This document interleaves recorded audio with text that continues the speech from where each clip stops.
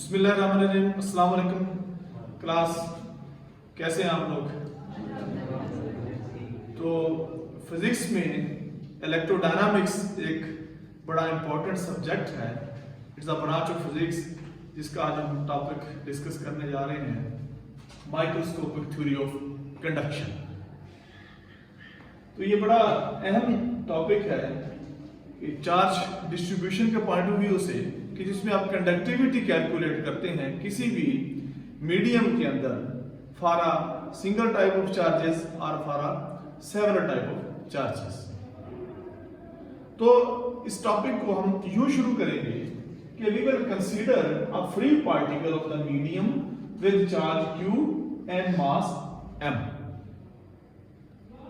यानी एक मीडियम है, उसके अंदर एक फ्री पार्टिकल है जिसका चार्ज q है और उसका मास m है, and under the influence of the local electric force QE its drift velocity will increase according to m dv by dt is equal to QE।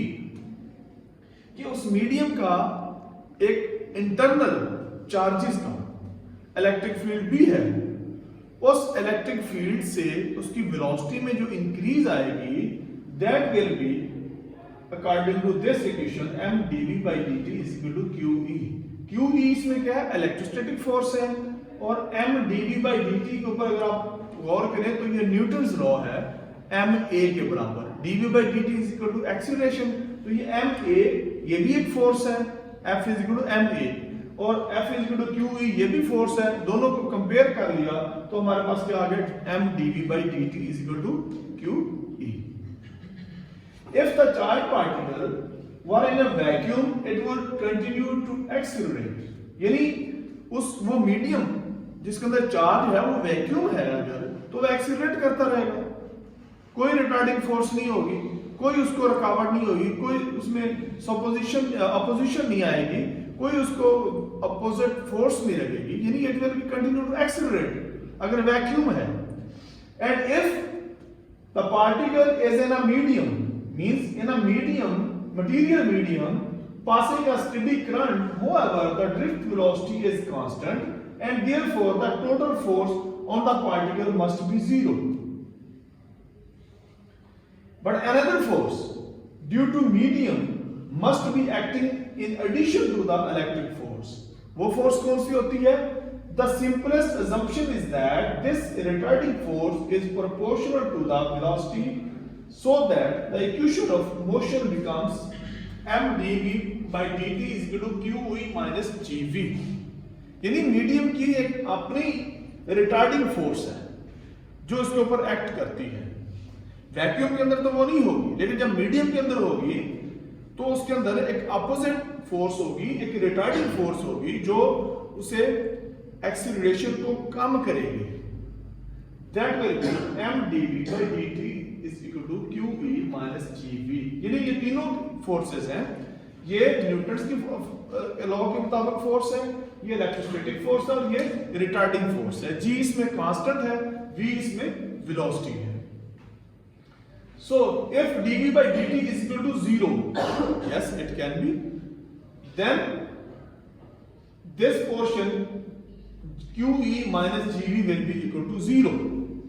हमने ये कहा ना यहाँ पे कि the total force on the particle must be 0, then we will say dv by dt is equal to 0।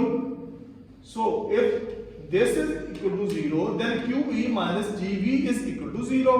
तो QE किसके बराबर आ जाएगा? GV के बराबर आ जाएगा। यहां से V किसके बराबर आ जाएगा? QE over G। V के साथ सबस्क्रिप्ट लिख दिया हमने D। क्या है ये? Drift velocity. जो v के साथ हमने सबस्क्रिप्ट d लगाया, इसका क्या मतलब है? vd is the drift velocity, और ये किसके बराबर है? q over g multiplied by electric field E। ये हमारी क्वेश्चन नंबर 2 बन गई। And this is the steady state solution of the drift velocity. ये वाला सिंपलेस्ट स्टेडी स्टेट सॉल्यूशन है। अगर हम इसका मुकम्मल सॉल्यूशन लेना चाहिए, कंप्लीट सॉल्यूशन इसका निकालना चाहे, then the complete solution of this equation number 1 will be, यानी v ऑफ d क्या था, ये स्टेडी स्टेट सॉल्यूशन था। उसके बाद अगर आप इस इक्वेशन नंबर 1 का कंप्लीट सॉल्यूशन लेना चाहें, then the complete solution will be v of t is equal to q by g e into 1 minus exponential minus gt over m। ये इसका कंप्लीट सॉल्यूशन है, आ जाएगा in the form of exponential. इसका मतलब ये हुआ कि वेलोसिटी जो है वो चेंज हो रही है बट एक्सपोनेंशियली चेंज हो रही है। This equation shows that the local drift velocity approach its steady values exponentially like exponential minus t over tau। tau इसमें किसके बराबर है, m over g के बराबर, क्योंकि g by m और t टाइम है, g by m को उल्ट करेंगे m over g तो उसकी जो आ जाएगी डायमेंशन वो भी टाइम की आ जाएगी, यानी मान लो t की आ जाएगी, t के साथ t कैंसिल हो जाएगा तो एक्सपोनेंशियल यूनिट लेस हो जाएगा, और हमें पता है एक्सपोनेंशियल दिशा यूनिट लेस होता है। तो इसका मतलब यह हुआ कि drift velocity will approach steady state exponentially. And tau इसमें क्या है जो हमने m ओवर g कहा, this is the relaxation time. अब ये जो इक्वेशन नंबर 1 है 2 और 3 है, 2 और 3, इसके दरम्यान हम g की वैल्यू खत्म करेंगे। कैसे खत्म कर सकते हैं, यहां से उठा के इसमें रख दें, तो एलिमिनेट करने के बाद जो इसकी कैलकुलेशन होगी 2 या 3 स्टेप्स की, हमारे पास जो वेलोसिटी मिलेगी v ऑफ d, यानी ये g हम इसके अंदर पुट करें तो v of d will be equal to q tau over m into e। ये हमारे पास इक्वेशन नंबर 4 बन जाएगी। और एक और हमने चीज पढ़ी हुई है, current density J for a several kind of charges, not for single charge but for a several kind of charges, that this current density J is equal to sigma I n I q I v I।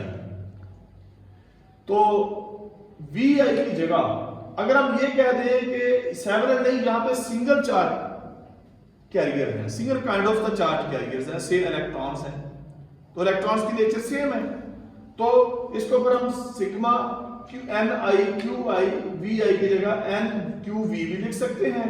और v इसमें क्या है, drift velocity है, वो drift velocity हमने question number 4 में निकाल ली है, वो vd की वैल्यू इसके अंदर पुट करें तो हमारे पास j क्या आ जाएगा, n q vd की जगह हम पुट कर दें q tau over m into v, तो ये बन जाएगा n q square tau over m into v। ये हमारे पास आ जाएगा करंट डेंसिटी J, और ये हमारी इक्वेशन नंबर 5 बन जाएगी। अब हम क्या करेंगे, हमें ये भी पता है, हमने शुरू में पढ़ा था कि जब हमने ओहम्स लॉ को स्टडी किया तो ये कहा था कि J is equal to GE होता है, J is proportional to the electric field E। अब ये भी J आ गया हमारे पास इक्वेशन नंबर 5 के साथ, और J is equal to GE भी होता है। इन दोनों को कंपेयर कर लें, जब इन दोनों को कंपेयर करेंगे GE will be equal to n q square tau over m e, e से e कट जाएगा तो G की वैल्यू पा जाएगी n q square tau by m। ये क्वेश्चन नंबर 6 आ जाएगी हमारे पास। तो ये क्या आ गई, कंडक्टिविटी किसके लिए आ गई, for a single kind of charges. और अगर हम ये कंडक्टिविटी निकाल लें, ये इसको हम चेंज करें, कन्वर्ट करें for a several kind of charges, तो यही कंडक्टिविटी क्वेश्चन नंबर 6 यूं लिखी जाएगी, is equal to sigma n I q I tau I over m I। I can be ith charge, any type of charge. तो ये हमारा आज का जो मेन फाइंडिंग थी कि हमने कंडक्टिविटी निकाली for a single type of charges and for a several kind of charges.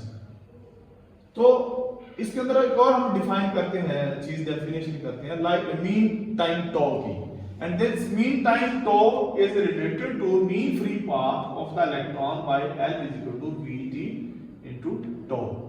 vt क्या है, thermal velocity of the electron, tau क्या है, मीन टाइम है, L क्या है, मीन फ्री पाथ है इलेक्ट्रॉन का जब मेटल के अंदर मूवमेंट करता है। तो ये बड़ा इंपॉर्टेंट है ये क्वेश्चन के पॉइंट ऑफ व्यू से। और एक और हम यहाँ पर टर्मिनोलॉजी डिफाइन करते हैं कि in the metal we deal with only one type of charge carriers the electrons. Hence the conduction equation in the simplest form can be written.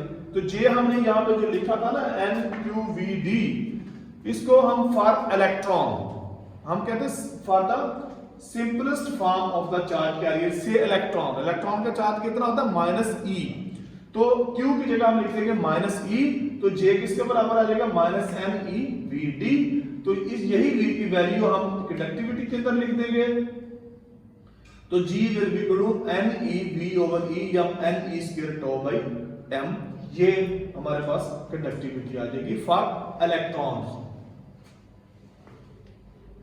तो यहां से इस टॉपिक के अंदर जो दो पॉसिबल क्वेश्चंस बन सकते हैं वो हैं, दो क्वेश्चन बन सकते हैं।